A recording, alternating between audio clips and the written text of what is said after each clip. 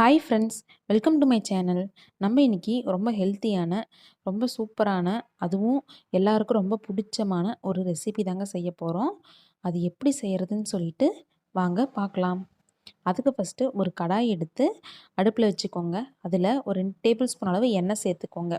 எண்ணெய் சேர்த்துக்கிட்டு எண்ணெய் நல்லா காஞ்சதுக்கப்புறம் ஒரு 2, 3 டேபிள் ஸ்பூன் அளவு உளுத்தம் பருப்பு சேர்த்துக்கோங்க. நம்ம வெள்ளை உளுத்தம் பருப்பு இருக்கு இல்லையா? அதுதான் சேர்த்துக்கணும். அதனால அது கொஞ்சம் நிறையவே சேர்த்துக்கோங்க. உளுத்தம் பருப்பு சேர்க்கறதுனால டேஸ்ட் இன்னும் கொஞ்சம் நல்லாயிருக்கும். அதனால நிறைய சேர்த்துக்கிட்டு அதை நல்லா வணக்கி விடுங்க. உளுத்தம் பருப்பு நல்லா பொன்னிறம் ஆகிற அளவுக்கு வணக்கணுங்க. அதுக்கப்புறம் வரமிளகா 4 சேர்த்துக்கோங்க. உங்களுக்கு காரத்துக்கு எந்த அளவுக்கு தேவையோ அந்த அளவுக்கு சேர்த்துக்கோங்க. பூண்டு பல் ஒரு 5, 6 பல் சேர்த்துக்கோங்க. உங்களுக்கு பூண்டோட டேஸ்ட் நிறைய பிடிக்கும் அப்படின்னா நீங்கள் இன்னொரு 5, 6 பல் எக்ஸ்ட்ரா கூட சேர்த்துக்கலாம். நல்லா உளுத்தம் பருப்பு செவந்து வந்ததுக்கப்புறம் கொஞ்சமாக இஞ்சி சேர்த்துக்கோங்க. ஒரு துண்டு இஞ்சை நல்லா பொடி பொடியாக கட் பண்ணி அதில் சேர்த்துக்கோங்க. இதெல்லாம் நல்லா பச்சை வாசனை போனதுக்கப்புறம் கருவேப்பிலை இருக்கு இல்லையா? அது நல்லா பச்சை கருவேப்பிலையாக பார்த்து நல்லா இளங்கருவேப்பிலையை வாடாமல் இருக்கிறதா பார்த்து ஒரு கொத்து அதில் சேர்த்துக்கோங்க. வாடின கருவேப்பிலை சேர்த்துனீங்க அப்படின்னா அதோட உங்களுக்கு வாசம் உங்களுக்கு தெரியாது. அதனால் நல்லா இளங்கருவேப்பிலையாக பார்த்து அதில் சேர்த்துக்கோங்க. அதுக்கப்புறம் ஒரு கைப்பிடி அளவு முருங்கைக்கீரை இருக்கு இல்லையா? அதை நல்லா தண்ணியில் அலசி சேர்த்துக்கோங்க.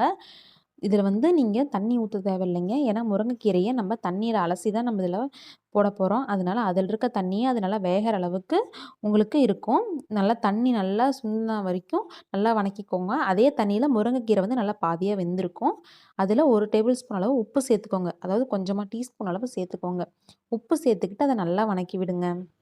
முருங்கைக்கீரை பச்சை வாசம் இல்லாத அளவுக்கு அதை நல்லா வணக்கி விடுங்க. அதுக்கப்புறம் கொஞ்சமாக புளி, இது நல்லா புளிப்பு தன்மை இருந்தால் தாங்க சட்னி ரொம்ப டேஸ்ட்டாக இருக்கும். அதனால கொஞ்சமாக புளி சேர்த்துக்கோங்க. புளி சேர்த்துக்கிட்டு அதை நல்லா வணக்கி விடுங்க. அதில் 1 கப் அளவு தேங்காய் சேர்த்துக்கோங்க. அதாவது அரை மூடி தேங்காய் அதை சேர்த்துக்கோங்க. அரை மூடி தேங்காயை சேர்த்துக்கிட்டு அதை நல்லா வணக்கி விடுங்க. இது வந்து தேங்காய், முருங்கைக்கீரை எல்லாம் அதில் தண்ணி விடும் இல்லையா? அந்த தண்ணி நல்லா ட்ரை ஆகிற அளவுக்கு வணக்கிக்கோங்க. இது பார்த்தீங்க அப்படின்னா குழந்தைங்களுக்கு ரொம்பவே சத்தான ஒரு ரெசிபியாக இருக்கும். கண்டிப்பாக குழந்தைங்களுக்கு, பெரியவங்களுக்கு எல்லாத்துக்கும் செஞ்சு கொடுங்க. இது நல்லா ஆறுனதுக்கப்புறம் ஒரு மிக்ஸி ஜாரில் போட்டு நல்லா நைஸாக அரைச்சிக்கோங்க. இதை நீங்கள் வரமிளகா, கருவேப்பிலை, கடலைப்பருப்பு, உளுத்தம் பருப்பு போட்டு தாளித்து சாப்பிட்டாலும் சாப்பிட்லாம். இல்லை அப்படின்னா இதுவே உங்களுக்கு டேஸ்ட்டு ரொம்ப சூப்பராக இருக்கும். கண்டிப்பாக இப்படியே சாப்பிட்லாம்.